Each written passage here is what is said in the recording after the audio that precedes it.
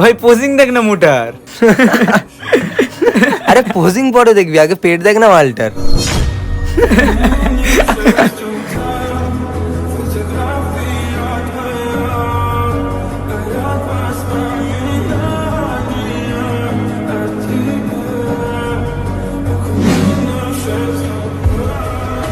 কি রে জয়, মন খারাপ করে বসে আছিস কেন? ওয়ার্কআউট করবি না? দাদা কি হবে ওয়ার্কআউট করে?